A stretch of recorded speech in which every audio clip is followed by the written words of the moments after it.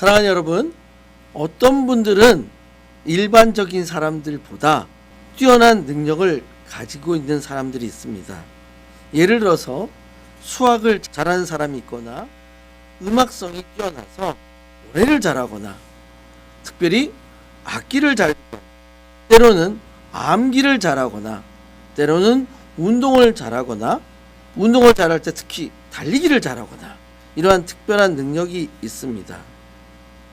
이러한 특별한 능력이 있는 사람들도 하기 어려운 일들이 있습니다. 이런 것들을 우리는 초능력이라 그럽니다.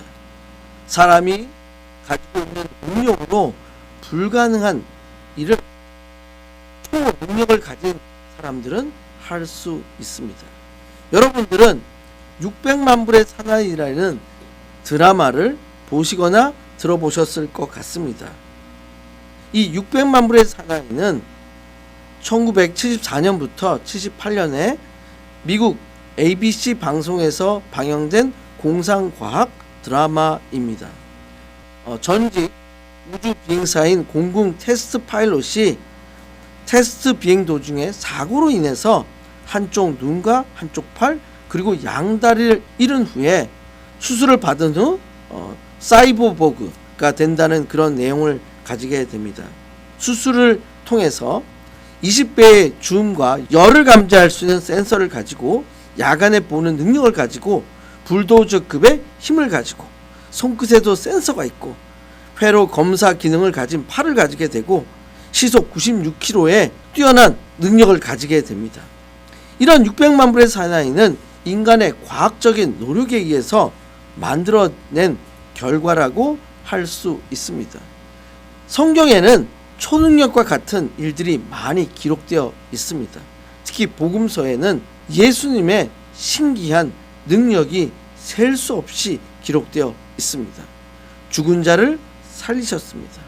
듣지 못한 자를 듣게 하셨습니다. 걷지 못한 자를 걷게 하셨습니다. 중풍 환자를 고쳐 주셨습니다. 귀신을 내쫓아 주셨습니다. 특별히 오늘 우리가 함께 읽은 마태복음 14장은 예수님의 제자인 베드로가 초능력을 잠시 행하는 기록이 기록되어 있습니다. 베드로가 초능력으로 물 위를 걷게 됩니다. 오늘 말씀의 제목은 나를 명하사 물 위로 오라 하소서입니다. 오늘 기록된 물 위를 걷는 베드로의 초능력 사건을 통해서 이 세상을 살아가는 그리스도인들에게 예수님께서 주시는 메시지를 함께 살펴보고자 합니다. 첫 번째로 저희들에게 주시는 메시지는 안심하라, 나니 두려워하지 말라입니다. 성경에는 많은 곳에서 두려워하지 말라가 기록되어 있습니다. 성경 사전 등의 자료에 의하면 성경의 구약과 신약 전체에 두려워하지 말라라고 기록된 곳이 366곳에 있다고 합니다. 저도 성경 구절 하나하나를 직접 찾아보지 못했습니다. 그러나 제가 사용하는 성경 프로그램을 사용해서 단어를 검색해 보았습니다. 그랬더니 한 400여 구절에서 두려워하지 말라와 비슷한 키워드와 단어들이 검색됩니다. 이렇게 많은 곳에서 두려워하지 말라라고 기록된 것은 아마도 그리스도인의 삶에서 수많은 두려움이 있다는 것을 반영하고 있는 것 같습니다. 오늘 본문에서 두려움에 있는 사람들은 제자들입니다.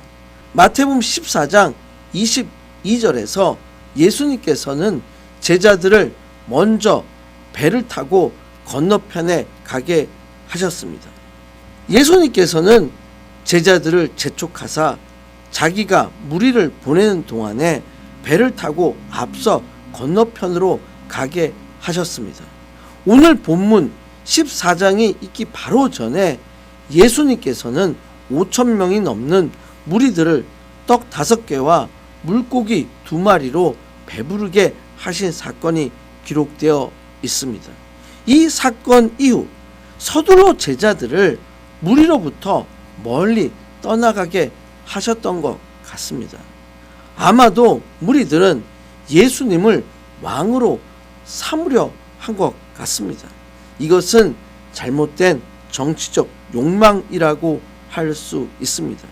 예수님께서는 무리들을 해산시키신 것 같습니다. 그리고 제자들을 먼저 갈릴리 바다 건너편으로 가게 하셨습니다.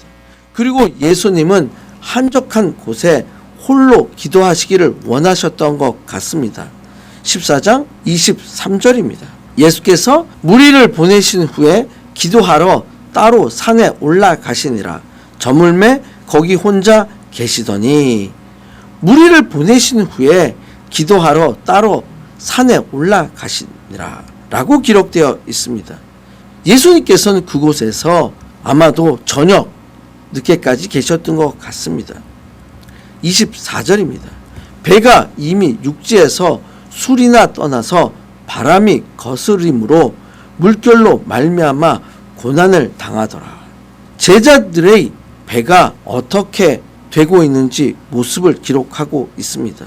배가 육지에서 술이나 떠나 있다는 것은 제자들이 타고 있는 배가 갈릴리 바다 한 가운데 있다는 것을 의미합니다.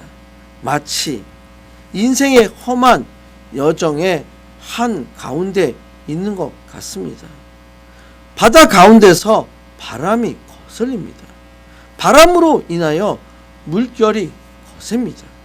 갈릴리 호수에서 부는 바람은 폭풍우를 동반한 돌풍입니다. 여러분들도 혹시 갈릴리 바다를 가면은 돌풍을 경험하게 됩니다. 저도 이스라엘 갔을 때 아침에 이렇게 돌풍이 일어나서 큰 소리가 이렇게 났던 기억을 가지고 있습니다. 성경에서 기록된 바람은 때로 하나님의 심판, 사람들을 흩어지게 하는 재난, 사람을 미혹하는 교훈 등을 상징합니다.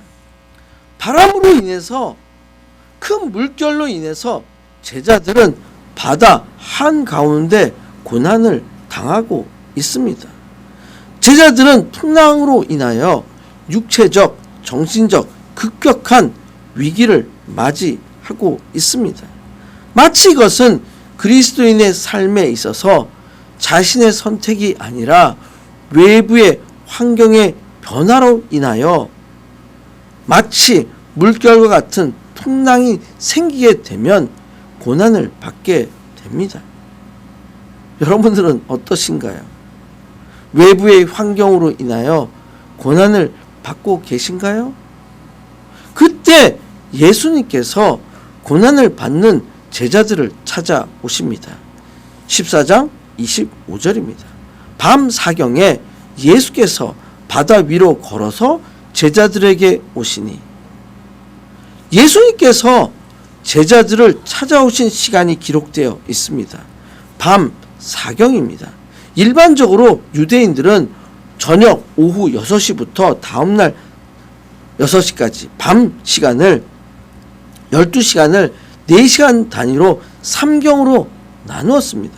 그런데 특별히 마태는 당시 그리스 및 로마식 시간을 구분하는 4경으로 구분하였습니다. 로마식은 밤을 3시간씩 구분합니다.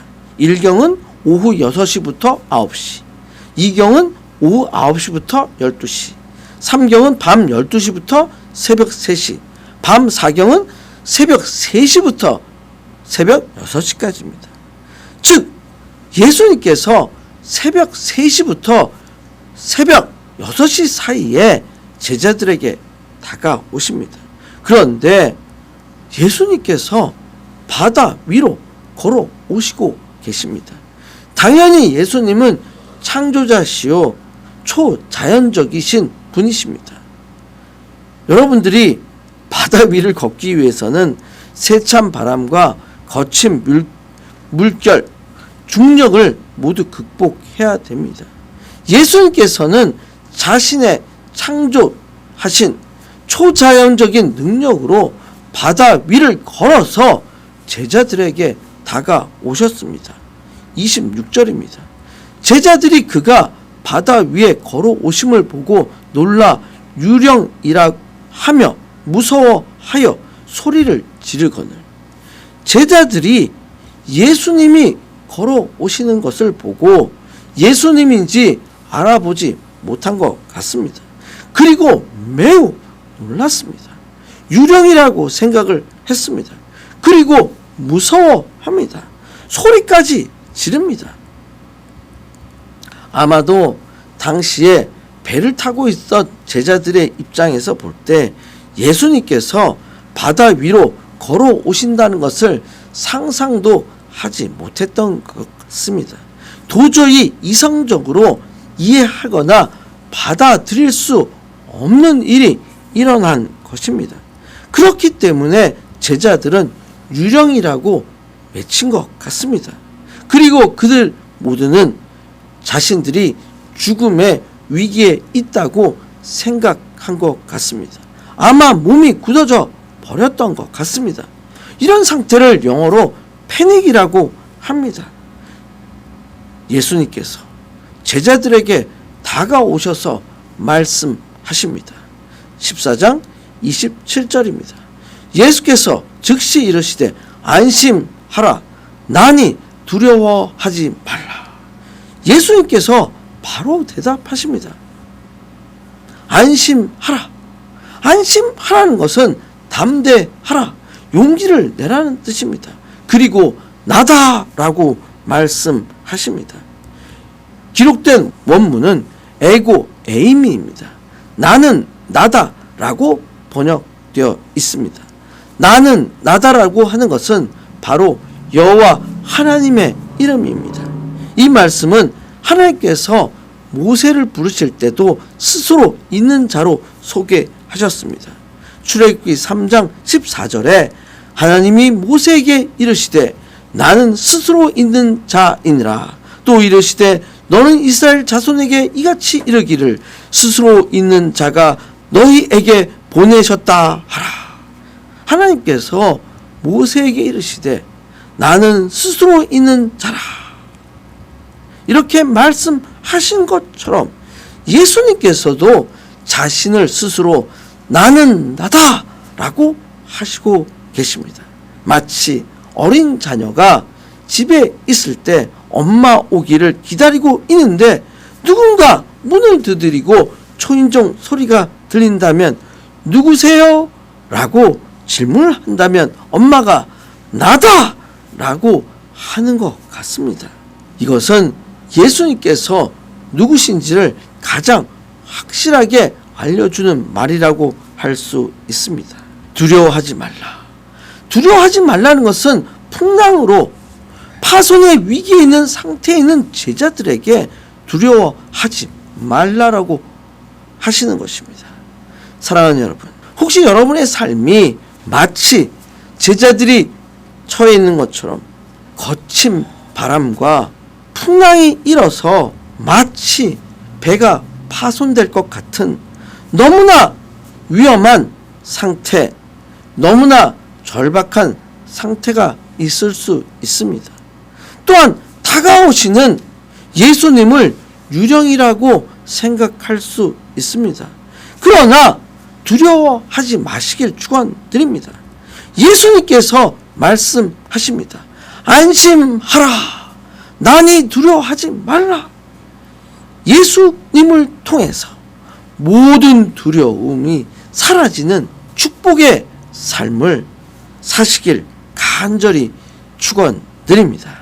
마태복음 14장 베드로의 무리를 걷는 기적의 사건을 통해서 예수님께서 그리스도인에게 주시는 두 번째 메시지는 무리로 오라입니다. 제자들 중에 베드로가 대답을 합니다. 14장 28절입니다. 베드로가 대답하여 이르되 주여 만일 주님이시거든 나를 명하사 물 위로 오라 하소서 하니. 베드로는 아마도 다가오시는 분이 진짜 주님이라고 믿은 것 같습니다. 그래서 만일 주님이시거든 이라는 말을 하면서 제자인 자신도 예수님께서 지금 무리를 걸어오신 것처럼 예수님의 제자인 자신도 예수님의 명령과 능력으로 인하여 무리를 걸을 수 있다고 믿었던 것 같습니다. 이것은 베드로의 믿음의 모습을 보여주고 있습니다. 그리고 말합니다.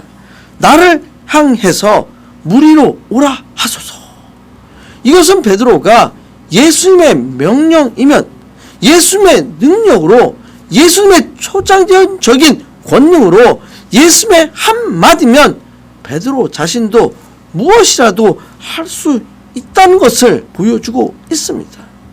그렇기 때문에 인간으로서 할 수 없는 물 위를 걸을 수 있도록 예수님의 허락과 능력 주시기를 요청한 것 같습니다. 14장 29절입니다. 오라 하시니 베드로가 배에서 내려 물 위로 걸어서 예수께로 가되 예수님께서 말씀하십니다. 오라! 컴! 이제 베드로가 배에서 내립니다. 베드로는 예수님이 오라 하시는 명령을 순종한 것입니다. 아브라함이 나이 75세에 하나님께서 가나안 땅으로 오라고 부르셨을 때 갈 바를 알지 못하고 순종하였습니다. 그렇기 때문에 이스라엘 백성들도 믿음으로 홍해를 건넜습니다. 마찬가지로 베드로도 믿음으로 풍랑이 휘몰아치는 무리를 걸어갑니다. 예수님께로 다가갑니다. 사랑하는 여러분, 예수님을 전적으로 신뢰하시기를 축원드립니다. 세상의 바람과 풍랑이 있어도 예수님께서 오라 하시면 믿고 배에서 내리시기를 축원드립니다. 배에서 내리는 것은 용기가 필요합니다. 배에서 내려야 무리를 건널 수 있습니다. 만약에 배에서 안 내리면 무리를 건널 수 없습니다. 이것이 믿음의 결단입니다. 믿음의 결단이 있어야 초자연적인 능력을 경험할 수 있습니다. 사랑하는 여러분, 여러분의 삶에서도 베드로가 믿음으로 무리를 건너는 초자연적인 능력을 체험하시길 축원드립니다. 예수님 한 분만을 보셔야 됩니다. 사역에 있어서도 오직 예수님 한 분만을 보셔야 합니다. 예수님께서 오라 하시면 믿음으로 절대 순종할 때 무리를 걷는 기적이 일어납니다. 여러분 모두의 삶이 무리를 걷는 기적의 초자연적인 능력을 체험하시는 삶이 되시길 간절히 축원드립니다. 아멘. 마태복음 14장 베드로의 무리를 걷는 기적의 사건을 통해서 예수님께서 그리스도인들에게 주시는 세 번째 메시지는 왜 의심하느냐입니다. 이제 베드로도 무리를 걸어서 예수님께 다가갑니다. 놀라운 인생의 경험을 무리를 걷는 베드로, 오직 예수님 한 분을 믿음으로 예수님을 신뢰한 베드로, 기적을 체험한 베드로. 여러분의 인생에 있어서도 이런 기적인 체험, 특히 이민 와서 미국에 살 때 참으로 어려운 상황, 마치 바람과 풍랑이 일어서 마치 배가 파산될 것 같은 위험한 상황에서 예수님을 믿음으로 무리를 걷는 기적을 체험한 것처럼 위기를 벗어났던 그런 경험이 있을 것 같습니다. 그런데 위기 상황이 됩니다. 베드로가 바람을 봅니다. 베드로는 예수님의 초자연적인 능력을 믿었기 때문에 무리를 걸어서 예수님께로 다가갈 수 있었습니다. 그러나 여러분 꼭 기억하시기 바랍니다. 바람과 풍랑의 위험이 없어진 것이 아닙니다. 여전히 바람과 풍랑은 여전히 존재한다는 것입니다. 그렇기 때문에 바람과 폭풍으로부터 여러분의 자신을 지켜야 됩니다. 때로는 인내가 필요합니다. 때로는 침착함이 필요합니다. 믿음의 깊이가 있어야 됩니다. 믿음의 수준을 높여야 합니다. 여기에 비밀이 있습니다. 오직 예수님만 바라봐야 합니다. 바람을 보게 되면, 풍랑을 보게 되면 물에 빠지게 됩니다. 이것이 바로 예수님과 세상을 동시에 볼 수 없다는 것입니다. 바람을 본 베드로는 무서워합니다. 그리고 물에 빠져가게 됩니다. 베드로가 가졌던 예수님의 능력에 대한 절대적인 믿음이 약해지게 됩니다. 예수님께서 보호해 주신 중력의 한계를 넘는 초자연적인 현상에서 다시 세상의 중력이 지배하는 자연 현상으로 돌아가게 됩니다. 그렇기 때문에 베드로는 소리를 지릅니다. 상황은 매우 긴박했던 것을 알려주고 있습니다. 오늘의 세상과 그리스도인 모두의 삶에 있어도 구원의 필요성을 알려주고 있습니다. 사랑하는 여러분, 절대로 바람을 보지 마시기를 바랍니다. 바람과 같은 세상을 보지 마시기를 바랍니다. 이것은 세상의 관점, 세상의 평가에 동요되지 마시기를 바랍니다. 믿음으로 무리를 걷기 위해서 예수님의 보호가 필요합니다. 우리를 오라 하시면 믿고 배에서 내려서 무리를 걸어야 됩니다. 그러면 무리를 걸을 수가 있습니다. 여러분 모두의 삶에서 베드로처럼 의심하지 말고 절대 예수님 한 분만을 신뢰하며 세상의 파도와 폭풍을 보지 않고 예수님께로만 집중하면 무리를 걸을 수 있습니다. 그러나 때로는 저희들의 삶에 있어서도 예수님에서 조금 벗어나서 폭풍을 볼 수 있습니다. 다시 여러분의 초점을 예수님께로 맞추시길 축원드립니다. 그러면 무리를 걷는 기적을 체험할 수가 있습니다. 이 기적을 체험하시는 모두가 되시길 간절히 축원드립니다. 아멘. 이 시간 함께 기도하시겠습니다. 하나님 아버지, 오늘 말씀을 통해서 우리를 무리로 걸을 수 있도록 믿음을 갖게 해 주셔서 감사드립니다. 절대 세상의 바람과 폭풍을 쳐다보지 않겠습니다. 믿음으로 배에서 내리겠습니다. 믿음으로 예수님만 바라보겠습니다. 베드로처럼 믿음으로 무리를 걷겠습니다. 우리의 모든 삶 속에서 무리를 걷는 삶이 되기를 간절히 기도합니다. 오늘도 무리를 걸을 수 있도록 우리를 오라고 부르시는 예수 그리스도의 이름으로 간절히 기도드렸습니다. 아멘.